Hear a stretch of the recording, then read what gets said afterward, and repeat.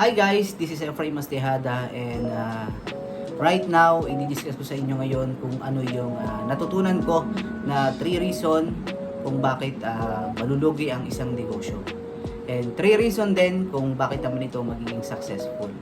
Diba? So ito is based in my experience and gusto ko lang ibahagi sa inyo baka sakaling makatulong. Lalo na kung ikaw is nagbabala ka na magkaroon o magtayo ng isang negosyo. Diba? Ano bang klaseng negosyo yan? Yan ba ay fast food? Or yan ba ay traditional business? Katulad ng mga tindahan? Diba? So, baka sakali na makatulong ito. And syempre, this is based in my experience. I'm sure na makakatulong to sa'yo. So, yung number 1, dito muna tayo sa 3 reasons kung bakit malulugi ang negosyo. Kasi, syempre, yun yung gusto natin, diba? Doon muna tayo sa malulugi. So, number 1 na pwedeng malugi ang negosyo kapag number 1, family. Kung magtatayo ka ng negosyo, is yung family. Kasi bakit? Pag nagtayo ka ng negosyo, ang possible niyan, baka utangan ka, diba? Baka hiraman ka. Sample, kung may negosyo ka, pahiram muna ng isang sardinas. Wala na talagang ulam eh. O pahiram muna ng 1 kilong bigas. Eh, wala talaga kaming isasaing eh. 'Di ba? Yan yung madalas na nagiging reason kaya pag hindi mo na kontrol, pautang ka ng pautang, hindi mo na mamalayan na nalulugi ka na. 'Di ba? Yung puhunan mo eh nasasama dun sa inyong utang. Tapos ang pinaka malupit diyan is hindi mo mas masingil, mahirap maningil sa kamag-anak eh. Kasi bakit? Baka may possibility magtampo yan. Para namang hindi ka mag-anak, isang sardinas lang. Diba? Para naman tayo hindi magkamag-anak eh para 1 kilong bigas lang. 'Di ba? Ganyan na kayo makasingil. 'Di ba? Sila pa yung matapang. Eh ganun talaga. Kaya na yan yung parang ang liit-liit lang siyang tingnan pero malaki yung impact niyan sa negosyo. 'Di ba? Isa yan sa mga dahilan kung bakit nalulugi ang isang negosyo. Kaya dapat maging matibay ka. Natatandaan ko yung tito ko, kapatid siya ng tatay ko, nag-start siya mag-business. So ang ginawa niya, talagang naging matigas siya, 'di ba? Halos awayin na siya ng tatay ko pero matigas pa rin siya. Talagang pinanindigan niya, 'di ba? Hindi siya magpapautang, hindi siya muna siya magpapahiram kahit kapamilya. Kasi nagsisimula pa lang 'yan eh. 'Di ba? Nagpapalaki ka pa ng funds, 'di ba? Kaya kailangan mo talagang maging matatag o kailangan mo maging matibay, especially sa mga ganyan. Kaya ganun yung isa sa mga ginawa ng tito ko. Eh nakita ko yun, naging successful naman yung negosyo niya. 'Di ba? Dumating yung time na pag nagkakasakit yung father ko, nagkaroon siya ng 'di ba na stroke siya, eh yung tito ko pa rin naman ang gumastos lahat.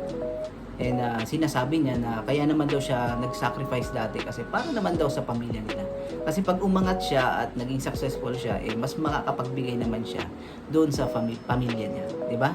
And totoo naman kasi nakita ko naman 'yon. Hanggang namatay nga yung tatay ko eh. Siya yung nagpalibing, siya yung gumastos pati sa kabaong, 'di ba? Kasi broken family kami. 'Di ba? Kaya hindi kami yung gumastos. Okay?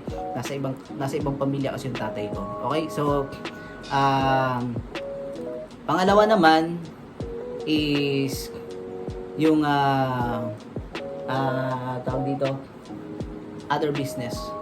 So, other business, ito yung tinatawag na meron kang kalaban eh. Example, kung magtatayo ka ng barbecuehan, 'di ba? Malilit na business lang, barbecuehan or maliit na tindahan, 'di ba? Eh paano 'yan? May katapat ka, 'di ba? Lugawan, ano bang mga malilit na business yan, mga fast food, karinderya. Eh paano 'yan? May nagbukas na mas maganda, 'di ba? At saka mas maganda yung tindera o kaya pogi yung tindera. 'Di ba? Kahit sabihin na medyo pricey, pagka ganun yung tindera mas magaan siyang kausap, eh doon siya bibili, 'di ba? Ang mga customers doon bibili yan. Kaya ang mangyayari diyan is mababawasan yung income mo or yung customer mo, 'di ba? Hanggang baka isa nga sa mga nakita ko dito, meron dito mga karinderya sa mga malalapit sa amin. And meron ang tinda nila puro pansit. Kasi dito specialty yun dito sa Quezon eh. Puro pansit. 'Di ba? And merong isang nagtayo na maliit lang na tindahan siya. Puro pansit lang din talaga yung ano niya, yung tinda niya. Yung iba naman may mga karinderya, 'di ba?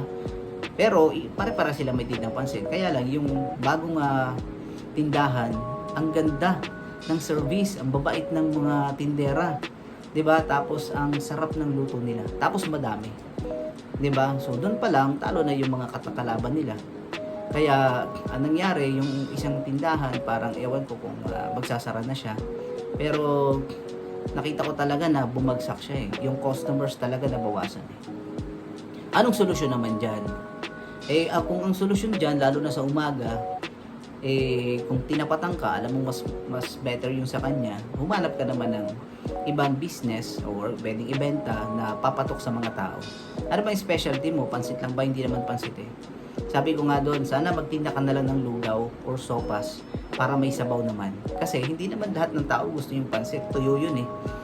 'Di ba? Pwede naman magtinda ka ng sopas para may sabaw naman. And syempre, darating din naman yung time, magsasawa din naman sa pansit. Baka hanapin nila yung lugaw, at least nasa iyo. So parang ano mo siya, magiging signature mo siya. 'Di ba? And yun yung isa sa mga nakita ko na solusyon. And pag ganyan, hindi mo alam yung mga ganun, na-stuck ka na kasi tinapatan ka ng mas maganda. Sample, meron din ako nakita na tindahan, 'di ba? Malakas naman yung tindahan niya. Kompleto yung tindahan niya eh. 'Di ba? May nagtayo naman na mas magandang tindahan. Ang maganda nito is meron siyang tinapay, naging bakery siya. Tapos may mga tinda rin siya, 'di ba? So naging advantage niya, naging panghatak niya sa tao is yung tinapay. Ang ginawa niya, mas mura yung tinda niya kasi nagsisimula siya eh, nagpapakilala pa lang siya eh.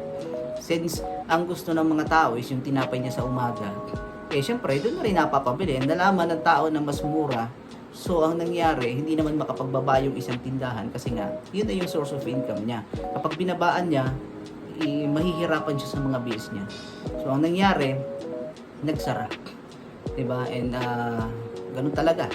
Pinalaban ka eh. So ang kailangan naman diyan, solusyon diyan, dapat meron kang another panghatak din. 'Di ba? Katulad nung sa lugaw kanina, kung natalo ka sa pansit, dapat may another ka na panghatak. Okay? So, ang isa sa mga solusyon doon, dapat may bago kang panghatak. Diba? O gulay naman, o kaya karne, kung ano naman yung pwedeng maisip mo. Mag-barbecue ka sa labas. Diba? O fishbowl naman, kahit at least extra effort, para may pandagdag hatak ka sa mga tao, sa mga customers.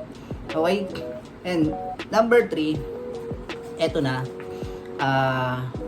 babagsak ang negosyo mo sa sarili mo kapag ikaw hindi ka marunong mag-handle ng pera kasi kumikita ka eh. 'Di ba? Ang negosyo kasi pag hindi mo kayang i-handle yung pera, mahihirapan ka. Example, marami kang bisyo, marami kang luho, marami kang gustong bilhin, 'di ba? Gastos ka ng gastos. Hindi mo namamalayan yung pondo mo, pati yung ipon mo, yung puhunan mo, nawawala na. 'Di ba? Nagagastos mo na. Kasi hindi mo nahahandle hindi mo nababudget ng maayos, hindi ka marunong mag-budget. So, pag hindi ka marunong noon, babagsak din ang negosyo mo. 'Di ba? Especially, ang pinakamatindi sa lahat is huwag kang tamad. Kasi kung nagninegosyo ka, boss mo yung sarili mo dyan, self-employed ka eh, di ba? Ikaw lahat, ikaw ang boss, ikaw ang working, ikaw lahat dyan, kasi negosyo mo yan eh. So, kailangan masipag ka, hindi pwedeng tamad, di ba? Kasi wala ka namang ibang aasahan eh, nagninegosyo ka eh, di ba? Hindi ka naman nagtatrabaho na time in, time out lang, may payroll ka na, di ba? May income ka na, di ba? So, kapag nagnegosyo ka, ikaw yung gagawa ng sarili mong ng sarili mong routine sa araw-araw. Kaya dapat bawal ang tamad, 'di ba? Huwag ka maging tamad kapag ka nagnenegosyo ka. Kasi pag naging tamad ka, simula na 'yan ng pagbagsak mo. Kaya dapat laging masipag. Okay? So ngayon naman, i-discuss ko naman is yung ano ba yung yung tawag dito, reason naman, yung 3 reason kung paano ka naman magiging successful yung negosyo. 'Di ba? Kasi kanina negative pangit 'di ba? So ngayon, paano naman magiging successful ang isang negosyo? Okay, so number 1 na kailangan mo diyan is kailangan meron kang knowledge sa business. Paano 'yun? 'Di ba? Wala kang knowledge sa business. Di kailangan mong aralin yung business.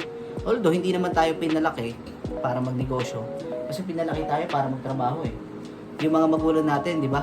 Ang laging tinuturo sa atin, tumulong sa gawaing bahay, di ba? Trabaho yon. Tumulong sa magulang, trabaho pa rin yon. Hindi yung sinasabi sa school, sa teacher, di ba? Yan yung sinasabi sa atin. Kaya ang nangyari, nung mindset tayo na maging empleyado, di ba? Kaya alam ko, yung mga Pinoy talagang hirap sa pagdating sa pagbibusiness kasi syempre, hindi tayo naturuan ng maayos eh. Ang naturo sa atin is pagiging empleyado. 'Di ba? Kaya nga hindi ka hirap maging OFW or maging domestic helper kasi bakit? Kabisado mo na eh, 'di ba? Bata ka pa lang, ginagawa mo na 'yan, nagluluto ka na, naghuhugas ka ng pinggan, naglalampaso ka na. Kasi sabi, tulungan daw yung ano eh, yung tumulong daw sa gawaing bahay, gawaing bahay naman 'yun. Kaya anong nangyayari, 'di ba? Na mindset ka na maging isang OFW, maging domestic helper. So, ngayon, kailangan meron kang knowledge. So, pwede mong aralin yung business, kailangan meron kang knowledge. So, kasi ang pinakamahalaga lang naman diyan is you know how to handle your business, 'di ba? And syempre, ano ba yung pinaka-importante din? Dapat meron kang plan kasi kung wala kang plano, mahihirapan ka. Kasi pag wala kang plano sa business mo, hanggang diyan na lang ba yung business mo? Hindi na mag-grow 'yan. And yun yung pinaka mahirap kasi pag hindi na nag-grow yung business mo, darating din yung time magsasara yan, 'di ba? Hanggang diyan ka na lang or hanggang diyan ka na lang, 'di ba? So pag dumating yung mga objections katulad yung reasons kung paano siya malulugi, baka malugi nga siya, 'di ba? Pero yan, kailangan meron kang knowledge, 'di ba? So you know how to handle your business. Yun lang naman yun, 'di ba? Baliktarin mo lang yung naunang reasons. Okay? So pangalawa naman is dapat good service. Yan, good service and good quality products, 'di ba? So, syempre, hindi mo naman kailangan mag-sales stock eh. Kung ikaw nagde-negosyo ka or 'di ba, buy and sell ka, negosyo pa rin naman 'yan. 'Di ba? O kaya pag quality yung products mo, hindi mo na kailangan na mag-sales stock, 'di ba? Kasi kusang lalapit na ang tao kapag maganda yung products mo. Actually, pag nalaman ng tao na maganda yung products mo or masarap yung luto mo, babalik-balikan ng tao 'yan. 'Di ba? Kaya nga, especially tayo, bumabalik-balik tayo sa Jollibee kasi bakit?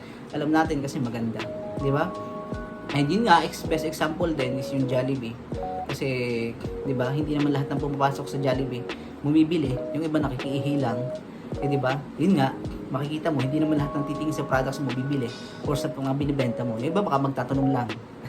'Di ba? O baka nagawa mo 'yun, pumasok ka sa Jollibee, sa McDo, o sa mall, hindi ka naman bumili, nagpalamig ka lang o naki-CR ka lang.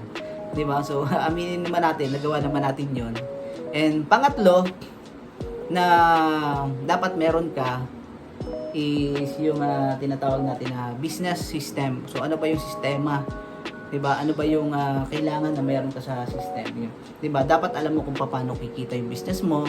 Alam mo kung paano yan mag-grow, 'di ba? 'Di ba? So, yung sistema, kung ikaw magtatayo ka ng fast food, 'di ba? Yung kitchen, yung pagluluto, yung cashier, 'di ba? So alam mo dapat yung mga sistema na 'yan. And kung ikaw naman mga maliliit na business lang, dapat kaya mong i-manage yung alam mo yung sistema ng business mo is dapat alam mo yung sa umaga kung anong oras ka magbubukas, 'di ba? Anong oras maraming customers, 'di ba? Anong oras konti yung customers, 'di ba? So dapat alam mo 'yan.